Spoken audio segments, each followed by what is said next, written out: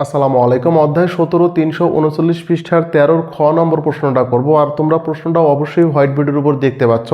চলুন আমরা শুরু করে দিই অঙ্কটা। এই টেবিল থেকে আমরা যেটা নির্ণয় করব সেটা হচ্ছে প্রচুরক নির্ণয় করব। আর প্রচুরক নির্ণয় করতে হলে আমাদের যে কাজটা করতে হবে, গণসংখ্যাগুলোর মধ্য থেকে সবচেয়ে বেশি যে গণসংখ্যাটা আছে ওই গণসংখ্যার শ্রেণীটা আমাকে চিহ্নিত করতে হবে। আমরা যদি এগুলোকে অবজারভেশন করি বা পর্যবেক্ষণ করি তাহলে 12 গণসংখ্যাটা সবচেয়ে বেশি আছে 61 থেকে 70 শ্রেণীতে। আমরা লিখব এখানে গণসংখ্যা 12 সর্বাধিক আছে 61 থেকে 70 শ্রেণীতে।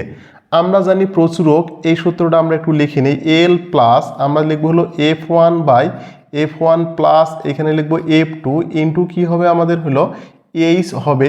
এটা হবে আমাদের প্রচুরক নির্ণয়ের সূত্র। এখন একটু দেখি এল বলতে কি বোঝায়। এল বলতে বোঝাবে গণসংখ্যাটা যেই শ্রেণীতে আছে সর্বাধিক ওই শ্রেণীটার নিম্নমান। তাহলে অবশ্যই আমি এখানে 61 লিখতে পারবো। F1 বলতে বোঝাবে সর্বাধিক গণসংখ্যাটা থেকে পূর্ববর্তী গণসংখ্যাটা বিয়োগ করতে হবে। তাহলে আমার সর্বাধিক গণসংখ্যা 12 আছিল, এর পূর্ববর্তী গণসংখ্যাটা কত আছে? 8 আছে। বিয়োগ করলে আমি পাবো 4।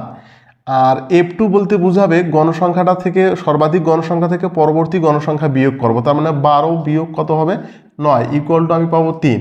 আর এইচ বলতে বোঝাবে শ্রেণী ব্যবধান। তাহলে আমরা পাইছি 61 থেকে 70, এর ব্যবধান হচ্ছে আমাদের হলো 10।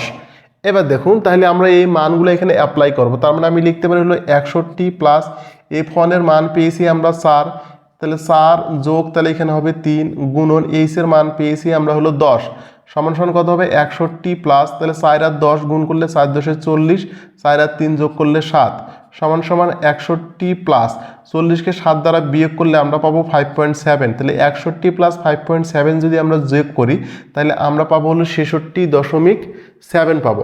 তাহলে আমরা লিখবো নির্ণয় প্রচুরক আমাদের 66.7। এটাই হবে আমাদের এই প্রশ্নটার সমাধান।